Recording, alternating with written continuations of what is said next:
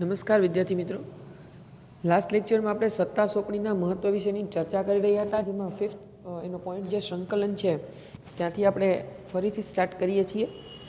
સત્તા સોંપણીને કારણે મદદનીશ અને વેપારી ઉપરી અધિકારીઓ જે છે એની વચ્ચેના સંબંધો જે છે એ બંધાય છે.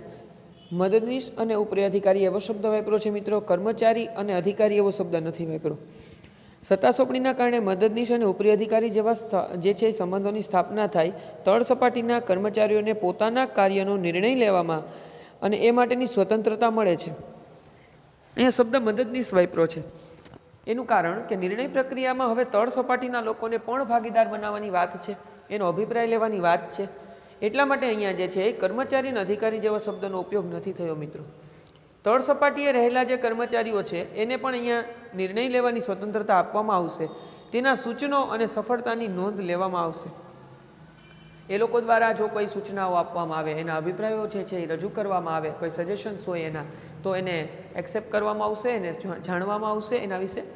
અને એ લોકોની સફળતાઓ જે કંઈ એને કીધા એ પ્રકારના પરિવર્તનો આપણે કર્યા, તો એનાથી આપણને કેટલો ફાયદો થયો, સફળતામાં કેટલો વધારો થયો, કાર્યક્ષમતામાં કેટલો વધારો થયો, એ વિશેની નોંધ લેવામાં આવશે.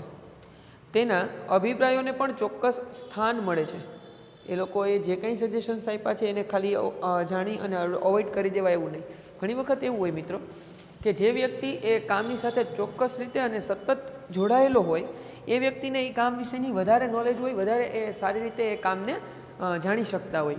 તમે ભલે ઉપરી અધિકારી હોય, પણ આપણે ઉદાહરણ તરીકે સ્કૂલની આપણી જ વાત કરીએ કે ભાઈ પ્રિન્સિપલ જે છે એ દરેક વિદ્યાર્થીને બહુ સારી રીતે ના ઓળખતા હોય, પણ જે શિક્ષક જે છે એ દરરોજ એ ક્લાસની અંદર ભણાવવા જાય છે વિદ્યાર્થીઓને, એ દરેક વિદ્યાર્થીઓને પર્સનલી જાણતા હોય કે કોની કેટલી કેપેસિટી છે, કયો વિદ્યાર્થી કયા પ્રકારનો છે, શું નથી. ઓકે, તો એ સમજી શકીએ કે નહીં આપણે, કે એ વસ્તુ સમજી શકાય એવી છે.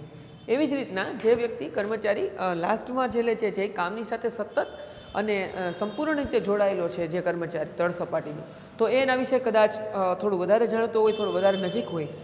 તો એટલા માટે અહીંયા કીધું છે કે તળ સપાટીએ રહેલા જે લોકો છે એના અભિપ્રાયોને ખાલી જાણવા એટલું જ નહીં, એને ચોક્કસ સ્થાન આપવામાં આવશે. તેથી એકમના આંતરમાળખાકીય સંબંધો વિકસે છે. કર્મચારીને એમ થાય ને ભાઈ કે મેં કોઈ અહીંયા સારી સલાહ આપી અને મારી વાતનો માન રાખવામાં આવ્યું, મારી વાત જે છે એના વિશે ઉપરી અધિકારીઓએ જે છે એ નોંધ લીધી અને એના વિશે જાણી અને એને પરિવર્તન કર્યું. ચલો, એક વસ્તુ છે, તમે સજેશન્સ લીધા એમના, તો દરેક વ્યક્તિના અભિપ્રાયોને સ્વીકારવા એવું જરૂરી નથી.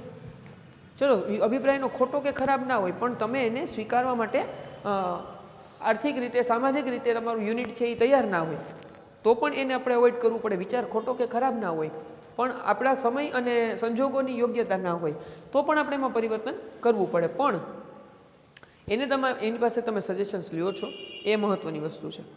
તો આના લીધે આંતરમાળખાકીય સંબંધો સુધરે. એની અને તમારી વચ્ચેના જે માલિક અધિકારી જેવા જે સંબંધ છે, નોકર અને માલિક જેવા સંબંધો છે, એની જગ્યાએ એક જે છે ને એ સામાજિક સંબંધ તમારો બંધાશે, એક ફેમિલી મેમ્બર્સ જેવી જે છે એ તમારી અહીંયા બેની વચ્ચેના રિલેશન્સ ક્રિએટ થઈ છે, જેના કારણે સંકલનનું કાર્ય અસરકારક રીતે થાય છે. અને એના કારણે જે સુમેળ છે, એક સૂત્રતા છે, એ જાળવવાનું કાર્ય સરળ બની જાય છે. 6th પોઈન્ટ જે છે એ છે વિસ્તરણની તક. સત્તા સોંપણી દ્વારા એકમના કેટલાક કાર્ય મદદનીશોને સોંપી ઉચ્ચ સંચાલક ધંધાકીય એકમના વિસ્તરણનો વિચાર કરી શકે છે. સત્તા સોંપણી કરે એના દ્વારા એકમના કેટલાક કાર્યો મદદનીશોને સોંપી દે. પોતાનામાં જે આવતા હતા એ હવે એને બીજાને સોંપવાના છે. ઉચ્ચ સંચાલકો ધંધાકીય એકમના જે વિસ્તરણનો વિચાર કરી શકે, કારણ કે એની પાસે જો ટાઈમ હોય, સમય વધતો હોય, તો એ પોતાના યુનિટને, કંપનીને, ફેક્ટરીને વધારે આગળ કઈ રીતના લઈ આવી, એને ડેવલપમેન્ટ વધારે કઈ રીતના કરવું, એના વિશેનું કાંઈક વિચાર કરી શકશે. પણ એની પૂર્વશરત એ છે કે એની પાસે એ માટેનો સમય હોવો જોઈએ મિત્રો. જો સમયનો જ અભાવ છે, નિયમિતના જે કાર્ય કરવાના છે એમાંથી જ જો એ લોકો ફારગત નથી થતા, તો નવું વિચારવાનું એની પાસે સમય નથી અને ડેવલપમેન્ટ જે છે એ થવાનું, કાર્ય થવાનું નથી. તો એટલા માટે અહીંયા એવું કહે છે કે મદદનીશોને જે છે ઉચ્ચ અધિકારીઓ સત્તા સોંપી દે, તો એના કારણે એને નવા વિસ્તરણનો, નવા વિચારોનો, પોતાના બિઝનેસને એક્સપાન્ડ કરવાનો જે છે એ સમય પણ મળશે અને એ તકને આધારે એ આગળ વિકાસ કરી શકશે, જેના દ્વારા એકમનો વિસ્તાર વધારી અને હેતુ સિદ્ધિ સરળ બનાવી શકાય છે. તો એના કારણે જે છે એ સફળતામાં વધારો થશે. હવે વાત કરીએ સત્તા સોંપણીના મૂળ તત્વોની મિત્રો. કયા કયા તત્વો સત્તા સોંપણી સાથે જોડાયેલા છે તો એના વિશે જણાવતા લુઈસ એલન એવું કહે છે, સત્તા સોંપણી વિશે જણાવતા કહે છે કે સત્તા સોંપણી એ અન્ય વ્યક્તિને સત્તા અને જવાબદારી સોંપી અસરકારક દેખાવ માટે ઉત્તરદાયિત્વની સ્થાપના કરે છે. બહુ સરસ વાત કીધી છે. જો સત્તાની સાથે જવાબદારી શબ્દને લીધો છે મિત્રો, આપણે પહેલેથી જાણતા આવીએ છીએ કે સત્તા કોઈ પણ જગ્યાએ એકલી હોઈ શકે નહીં. સત્તાની સાથે જવાબદારી જે છે એ કમ્પલસરી એની સાથે જોડાયેલી છે, જેને આપણે એક્સેપ્ટ કરવાની રહેશે.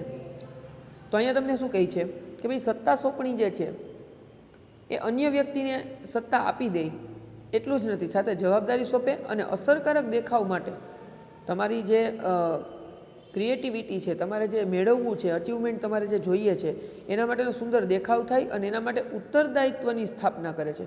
ખાલી સત્તા આપી દેવાથી જે છે એ વ્યક્તિનું સન્માન જળવાય, એની હોદ્દામાં વધારો થાય એવું જ નથી, સાથેનું ઉત્તરદાયિત્વ પણ વધે છે મિત્રો. બરાબર, એની રિસ્પોન્સિબિલિટી પણ એટલી જ વધે છે, એની ઉપર એક પ્રકારનું જવાબદારી જે છે એ આવી જાય છે. ફરજ જે છે એ તો આપણે સોંપી જ છે, પણ જવાબદારી વસ્તુ અલગ છે મિત્રો. ઉત્તરદાયી કોઈ પણ વ્યક્તિ કોઈ પણ વસ્તુ માટે હોય એટલે પછી એના સારા નરસા દરેક પ્રકારના પરિણામનો જવાબદારી વ્યક્તિ પોતે બનશે. તો માત્ર સત્તા આપવાથી એનો હોદ્દો વધે, એની રેપ્યુટેશન વધે એવું જ નથી, એની સાથે સાથે એનું ઉત્તરદાયિત્વ પણ વધે છે. તેમના જણાવ્યા અનુસાર સત્તા સોંપણીમાં નીચે મુજબના તત્વો સમાવિષ્ટ થાય છે. લુઈસ એલને જે મુજબ કીધું એ મુજબ સત્તા સોંપણીની અંદર કેટલાક તત્વો સમાવિષ્ટ છે. તો જોઈએ, ફર્સ્ટ જે છે એ શું છે તો કે જવાબદારીની સોંપણી. સેકન્ડ જે છે એ શું છે તો કે સત્તાની સોંપણી. ત્રીજું જે છે એ શું છે તો કે ઉત્તરદાયિત્વનું સર્જન. ખૂબ જ સરસ રીતે કીધું. જો પહેલાં સત્તા સોંપણી નથી આપી, પહેલાં એણે શું કીધું, જવાબદારીની સોંપણી. સત્તા ક્યારે આપવાની હોય, જ્યારે કોઈ વ્યક્તિને તમે કોઈ પણ પ્રકારની જવાબદારી સોંપી હોય ત્યારે. જો જવાબદારી નથી તો સત્તાની કોઈ જરૂર છે નહીં, કારણ કે બે એકબીજા વગર ન હોઈ શકે. એટલે પહેલાં તમે એને જવાબદારી આપો, એ જવાબદારીને પૂર્ણ કરવા માટે તમે એને સત્તાની સોંપણી કરો.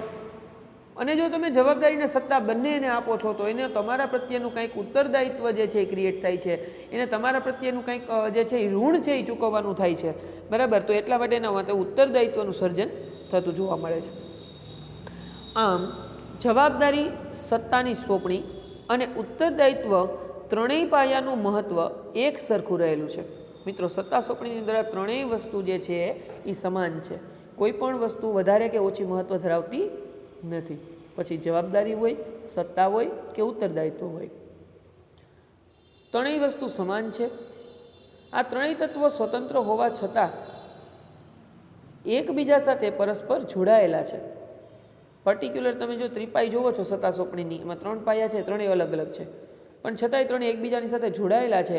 અને સત્તા સોંપણી માટે ત્રણેય વસ્તુ જે છે ઇમ્પોર્ટન્ટ છે, જેના સમતોલનથી જ કાર્યશ્રમ વ્યવસ્થા તંત્રનું માળખું રચી શકાય. જો આને તમે સંતુલિત રાખો, સ્ટેબલ રાખો, તો જ તમારી સત્તા સોંપણી જે છે એનું કાર્ય છે વ્યવસ્થિત રીતે થઈ શકે છે. અધરવાઇઝ એમાં બેરિયર્સ જોવા મળશે. ચલો એક એક વસ્તુને આપણે સમજવાનો પ્રયત્ન કરીએ મિત્રો. પહેલું છે જવાબદારીની સોંપણી. જવાબદારીની સોંપણી વિશે શું કહે છે? જવાબદારી એ ઉપરી અધિકારી દ્વારા જે તે કાર્ય માટે વહેંચવામાં આવેલ ફરજ છે. પહેલાં તો જવાબદારી છે શું, તો કે જવાબદારીનો પર્યાય શબ્દ ફરજ છે. ફરજ કયો કે જવાબદારી કયો, બે સેમ સિમિલિયર છે બે. ઉપરી અધિકારી દ્વારા, જે ઉપર રહેલો અધિકારી છે, એણે પોતાના નીચેની સપાટીના અધિકારીને જે કંઈ ફરજો સોંપી છે એનું નામ જવાબદારી છે. કોઈ ચોક્કસ કાર્યની પૂર્ણતા માટે જે કાર્યની સોંપણીનો આવશ્યક ભાગ હોય, કોઈ ચોક્કસ કાર્યની પૂર્ણતા માટે તમે નક્કી કરેલો જે ટાર્ગેટ છે એને તમારે પૂર્ણ કરવો છે, તો એના માટે એનું કને કામ કહેવું, કેવી રીતના સોંપવું, એ કાર્યની સોંપણીનો આવશ્યક ભાગ છે. જવાબદારી છે ને એ કોઈ કામને પૂર્ણ કરવા માટે, ટાર્ગેટને પૂર્ણ કરવા માટે એને જે સોંપવામાં આવે એ આવશ્યક ભાગ છે આ વસ્તુનો, એના વગર સફળતાઓ નહીં મેળવી શકાય. એનું નામ જવાબદારી છે. જવાબદારીને કારણે હુકમ આપનાર અને તાબેદારના સંબંધો સ્થાપિત થાય છે. જવાબદારી સોંપો એટલે જે વ્યક્તિ જવાબદારી સોંપનાર છે એ હુકમ આપનાર ગણાશે. જેને જવાબદારી સોંપવાની છે એ હુકમનું પાલન કરનાર તાબેદાર ગણાશે. તો એક નવો સંબંધ અહીંયા છે ક્રિએટ થયો મિત્રો. કારણ કે તાબેદાર હુકમ આપનારને સોંપેલ તમામ ફરજોનું પાલન કરવાનું છે. જે વ્યક્તિ ફોલોવર્સ છે એણે હુકમ આપનારના દરેક રૂલ્સ અને જે એના હુકમ છે, એના જે ઓર્ડર્સ છે એને ફોલો કરવાના છે. જેમ કે તાબેદાર હંમેશા તેના ઉપરી અધિકારીને જવાબદાર રહેવાનું હોય છે. નીચે રહેલો કર્મચારી છે એ હંમેશા એના ઉપરી અધિકારીને રિસ્પોન્સિબલ રહેશે. એણે જે કામ સોંપ્યા છે એ કામ વ્યવસ્થિત રીતે કરીને પાછા એને સોંપવાના રહેશે. સત્તા અને જવાબદારી બાબતે એ બાબતની સ્પષ્ટતા જરૂરી છે કે જ્યારે કોઈ કાર્ય અંગે જવાબદારીની વહેંચણી કરવામાં આવે ત્યારે તે અંગેની સત્તા જે તે વ્યક્તિને આપવી જરૂરી બને છે. અહીંયા શું કહે છે? સત્તા બીજાને આપો અને જવાબદારી બીજાને આપો, એવું શક્ય નહીં બને. જે વ્યક્તિને તમે ફરજ સોંપો છો એ સાથે બાબતોની સાથે રિલેટેડ સંકળાયેલી જે સત્તા છે, જે ઓથોરિટીઝ છે, એ પણ તમારે એ જ વ્યક્તિને આપવાની રહેશે. ઓકે, તો અહીંયા તમને એવું કહેવા માંગે છે કે સત્તા જેને સોંપો છો જવાબદારી એને જ સોંપવાની છે. જેટલી સત્તા મળશે એટલી જવાબદારી મળશે અને બંને એક જ વ્યક્તિને આપવાની રહેશે. તો એ રીતના જે વ્યક્તિને જવાબદારી આપી એ વ્યક્તિને સત્તા આપવાની છે. તે માટે સત્તા મુજબની જવાબદારી આપવાના ખ્યાલની હિમાયત કરવામાં આવી છે. જે મુજબની જવાબદારી એ મુજબની સત્તા અને જે મુજબની સત્તા એ મુજબની જવાબદારી. જો જવાબદારીના પ્રમાણમાં સત્તા વધુ પડતી આપવામાં આવે તો તેનો દુરુપયોગ થવાની શક્યતા પણ રહે છે. જવાબદારી પ્રમાણમાં ઓછી હોય, સત્તા તમે પ્રમાણમાં વધારે આપી દીધી તો સામેવાળી વ્યક્તિ પોતાને આપેલી સત્તાનો, પોતાને આપેલા અધિકારોનો દુરુપયોગ કરે, ખોટો ઉપયોગ કરે, એવું પણ બની શકે. તેનાથી ઉલટું, જો જવાબદારીના પ્રમાણમાં ઓછી સત્તા આપવામાં આવે તો તે કાર્ય અસરકારક રીતે થઈ શકતું નથી. તમે જવાબદારી વધારે આપી દીધી, એના પ્રમાણમાં તમે સત્તા એટલી નથી આપી, તો કાર્ય જે છે એ સંતોષકારક રીતે નહીં થાય. તેથી સત્તા અને જવાબદારીના સંતુલન દ્વારા યોગ્ય અને કાર્યક્ષમ વ્યવસ્થા તંત્રની રચના થઈ શકે છે. જવાબદારી અને સત્તા બેયને તમે સ્ટેબલ રાખો તો એનો ફાયદો તમને જોવા મળશે અને કાર્યક્ષમ વ્યવસ્થા તંત્ર જે છે એની રચના થશે. હવે વાત કરીએ બીજા પાયો એનો જે છે સત્તા સોંપણી, એની વાત કરીએ. સત્તા એ એક એવો અધિકાર છે. ચલો, જવાબદારીનો પર્યાય શબ્દ જેમ ફરજ હતો, એને સત્તાનો પર્યાય શબ્દ જે છે એ અધિકાર છે, જેના દ્વારા અન્ય પાસેથી કામ લઈ શકાય છે. તમે સત્તા સોંપીને બીજા પાસેથી કામ લઈ શકો. સંચાલકો તરફથી મદદનીશને જે કાર્ય સોંપાયા હોય તેને સારી રીતે પાર પાડવા માટે તેને જરૂરી સત્તાની સોંપણી કરવી જોઈએ. સત્તા સોંપણી એ ઉચ્ચ સપાટીથી તળ સપાટી તરફ થાય છે, જેમાં સામાન્ય રીતે નિર્ણયો લેવાની અને હુકમો કરવાની સત્તા સોંપવામાં આવે છે. ઉચ્ચ સપાટીથી લઈને નિમ્ન સપાટી સુધી સત્તાઓની સોંપણી કરી છે મિત્રો, એવું તમને કહેવામાં આવે છે. દરેક જગ્યાએ, દરેક સપાટીએ એના જરૂરિયાત મુજબની સત્તાઓ આપી છે, જેમાં સામાન્ય રીતે નિર્ણયો લેવાની અને હુકમ કરવાની સત્તા આપવામાં આવે છે. ડિસિઝન લે છે અને અધિકારી જે છે એ હુકમ આપશે. સત્તા સોંપણી વિવિધ બાબતો માટે હોઈ શકે, જેમ કે માર્કેટિંગ મેનેજરને તેના વિભાગ માટે જરૂરી ખર્ચ કરવાની સત્તા. આ ઉદાહરણ આપ્યું છે તમને મિત્રો કે સત્તા સોંપણી બરોબર, પણ સત્તા કેવા પ્રકારની હોઈ શકે, કોને આપી શકાય સત્તા? તો કે ભાઈ સત્તા સોંપણી અલગ અલગ બાબતોની હોઈ શકે, જેવું એનું ક્ષેત્ર એ પ્રમાણેનું સ્વરૂપ.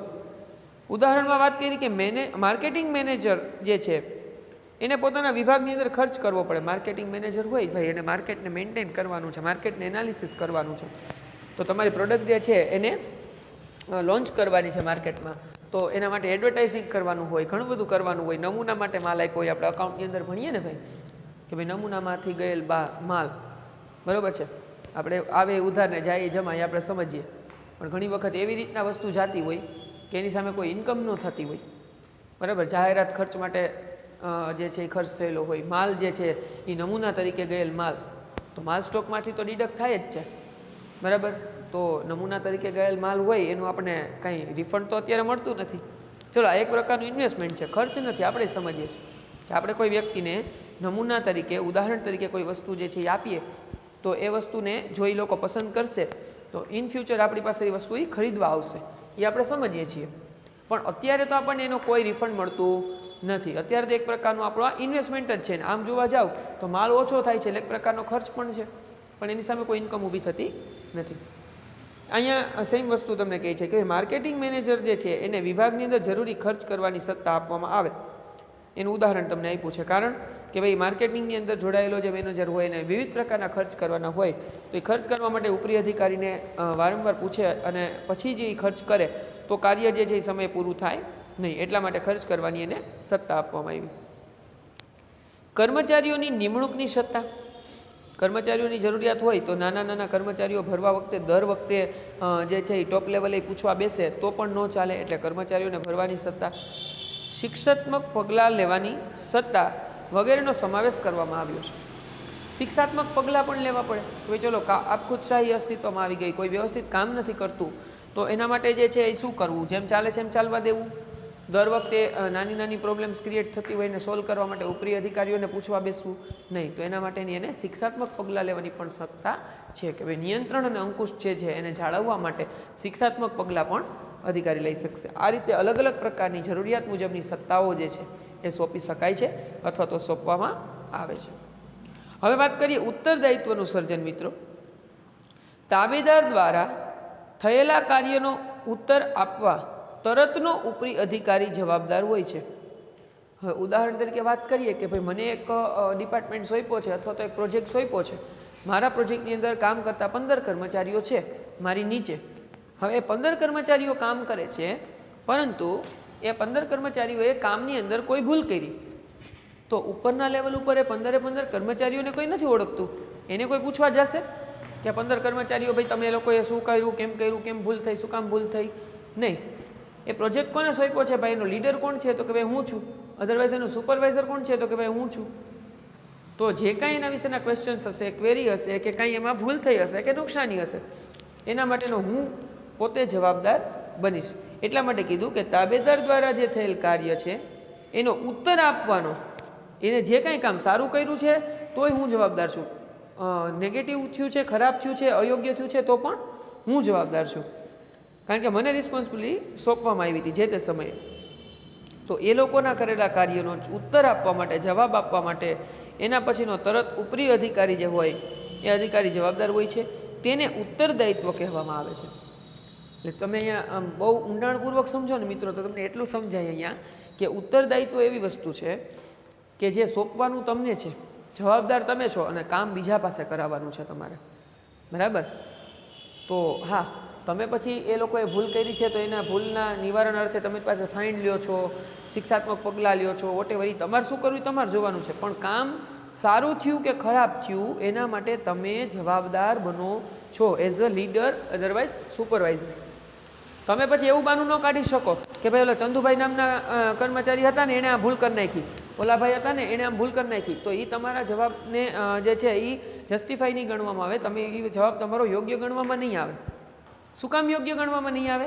કે ભાઈ તમને જવાબદારી સોંપી હતી, કોની પાસે કેમ અને કેવી રીતના કામ કરાવવું એ તમારી જવાબદારી છે. કોણે શું કામ કર્યું જોવાનું કામ અમારું નથી, અમે તો તમને સોંપી દીધું હતું. બરાબર? એટલે અહીંયા ઉત્તરદાયિત્વ બીજા પાસે જે છે એ કામ કરાવવાનું છે, પણ એનો જવાબ દેવા માટે તમે જવાબદાર બનો છો. સત્તાની સોંપણી એ તાબેદારોને નિશંકપણે તેના ઉપરી અધિકારી દ્વારા સોંપવામાં આવેલા કાર્ય માટે સત્તા અને જવાબદારી આપે છે. શું કીધું? સત્તાની સોંપણી એ તાબેદારોને નિશંકપણે, એટલે કોઈ પણ પ્રકારની શંકા વગર તેના ઉપરી અધિકારી દ્વારા સોંપવામાં આવેલા કાર્ય માટે સત્તા અને જવાબદારી આપે છે. તાબેદારોને ખાલી કામ સોંપી દેવાનું એવું નથી, એને પણ એને પ્રમાણની અંદર સત્તાએ આપવાની છે અને જવાબદારી પણ આપવાની છે. તેમ છતાંય જે તે કાર્યની આખરી પરિણામ માટે તો ઉપરી અધિકારીનું જ ઉત્તરદાયિત્વ રહે છે. તાબેદારોને, કર્મચારીઓને છૂટછાટ આપી છે, કામ કરવાની ફરજની સામે સત્તાઓ આપી છે, બધી વાના સાચા, પણ છતાંય છેલ્લે જે કંઈ રિઝલ્ટ આવ્યું એના માટે ઉપરી અધિકારી જ રિસ્પોન્સિબલ બનશે. એને ઉપર તો પોતાને જ જવાબ દેવો પડશે. ત્યાં કોઈ કર્મચારીને લઈને ઊભો રાખી શકાશે નહીં કે આની ભૂલના કારણે આવું થયું, અધરવાઇઝ આની ઓલાની કારણે પ્રોબ્લેમ થયા છે. જવાબદારી અને સત્તાની સોંપણી કર્યા પછી સત્તા સોંપનારે પોતાના મદદનીશો તેમના સોંપાયેલા કાર્યો વ્યવસ્થિત રીતે કરે છે કે નહીં તે જોવું જોઈએ. એકવાર કામ સોંપી દીધું એટલે પછી માથે ઓઢીને સૂઈ જવાનું એવું નથી કરવાનું ભાઈ. તમે જે કામ સોંપ્યું એ પાછું વ્યવસ્થિત રીતે થાય છે, નથી થતું, એમાં કંઈ ક્વેરીઝ છે નથી, એના વિશેની તપાસ કરવાની છે, સતત એનું એનાલિસિસ કરવાનું થાય છે. બરાબર છે? તાબેદારોને સોંપાયેલ કામના પરિણામ બાબતે ઉપરી અધિકારી પોતાના ઉત્તરદાયિત્વમાંથી મુક્ત થઈ શકે નહીં.